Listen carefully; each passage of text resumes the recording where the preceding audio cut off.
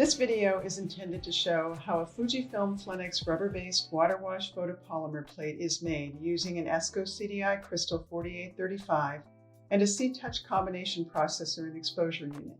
Using the C-Touch top drawer, a quick back exposure is accomplished.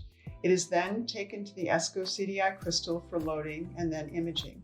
The extended foot pedal at the bottom front allows the cover of the crystal to open. It also allows opening and closing of the internal clamp on the drum when needed. The cover film is removed from the plate in one movement, gaining access to the black mask layer where exposing an image is accomplished and the cover film is disposed of. The plate is positioned and the foot pedal releases the clamp to position the plate.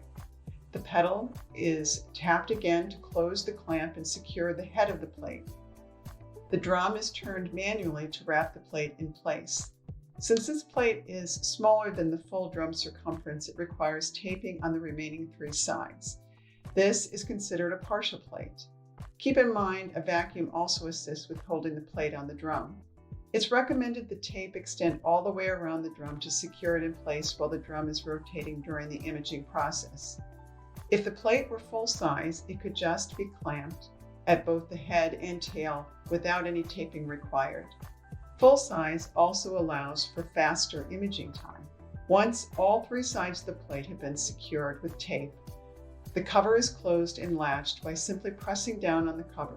The tape used here is simple electrical tape, which doesn't leave behind any residue.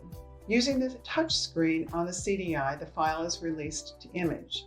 The display shows an estimated time for completion. As imaging is ongoing, the light above the touchscreen stays steadily illuminated and flashes to make known the completion of imaging. The foot pedal is released to release the cover and gain access to the ablated plate, showing an image in a negative-like form. An extractor, which is a component of the crystal not seen here, vacuums out all the resulting debris during the ablation process. The tape is removed from all three sides of the plate and disposed of. The plate is then placed on the tray for support while the head clamp is released. Simply running a finger along the clamp helps release any area of the plate that may still adhere to the clamp, allowing easy removal of the plate from the drum. The vacuum helps secure the plate to the drum without the tape during this process. A touch screen selection will stop the vacuum while not in use. The plate is carried to the C-Touch for a main exposure to lock the polymers in place in the top drawer.